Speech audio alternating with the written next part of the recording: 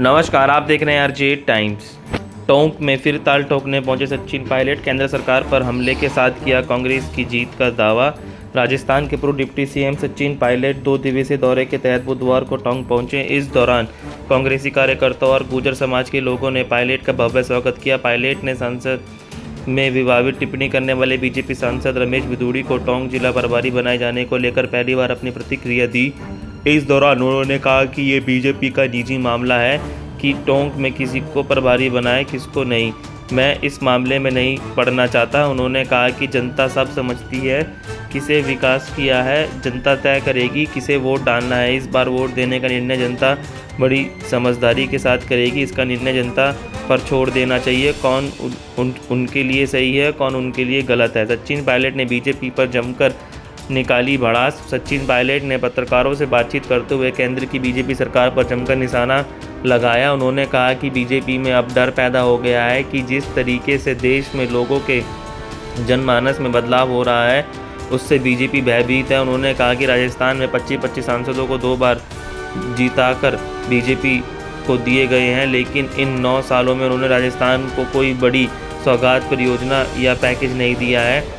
पेयजल के लिए लोग तरस रहे हैं, लेकिन केंद्र ने अब तक IRPC योजना का कुछ नहीं किया है। केंद्र सरकार ने अपने 9 साल के कार्यकाल में राजस्थान के लिए कुछ नहीं किया है। बीजेपी ने जनता की आवाज़ बनने की कोशिश नहीं की।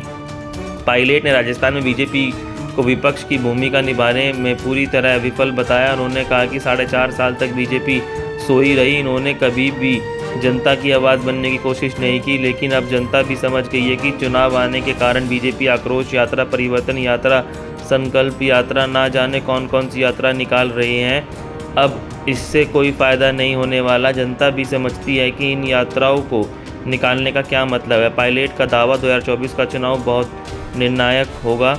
पायलट ने दावा करते हुए कहा है कि लोगों के जनमानस में अब काफ़ी बदलाव आ चुके हैं। केंद्र सरकार की नीतियों के कारण गरीबों और अमीरों के बीच खाई बहुत बढ़ गई है, अमीर और अमीर हो गए हैं। उन्होंने कहा कि आगामी 4 राज्यों में होने वाले विधानसभा चुनाव में बीजेपी निश्चित रूप से हारेगी और 24 के लोकसभा चुनाव बहुत निर्णायक देखने को मिलेंगे। इन चुनावों को लेकर देश नहीं बल्कि विदेशों की भी नज़र बनी हुई है। बिधूड़ी को टोंक का प्रभारी बनाने के क्या है मायने। बीजेपी सांसद रमेश बिधूड़ी को टोंक जिले का प्रभारी बनाए जाने को लेकर सियासत में हलचल तेज हो गई है। इसको लेकर राजनीतिक जानकार कई मतलब निकाल रहे हैं। वहीं बिधूड़ी की टोंक जिले में नियुक्ति के पीछे टोंक विधानसभा सीट पर सचिन पायलट को घेरना माना जा रहा है कि बिधूड़ी जिला प्रभारी के तौर पर गुर्जर मतदाताओं में तोड़फोड़ कर सकते हैं। वे अपने आक्रामक अंदाज के कारण भी जाने जाते हैं। इसको देखते ही हुए बीजेपी ने उन्हें टोंक जिले की जिम्मेदारी सौंपी है। 2 दिवसीय के दौरे के तहत पायलट का भव्य स्वागत। पूर्व डिप्टी सीएम सचिन पायलट ने 4 और 5 अक्टूबर को टोंक जिले के दौरे पर हैं। इस दौरान बुधवार को सचिन पायलट ने अरनियामाल, वजीरापुर, सखाना, महुआ, भरनी, किरमपुर और बाड़ा जरेकिला समेत गाँव का दौरा किया।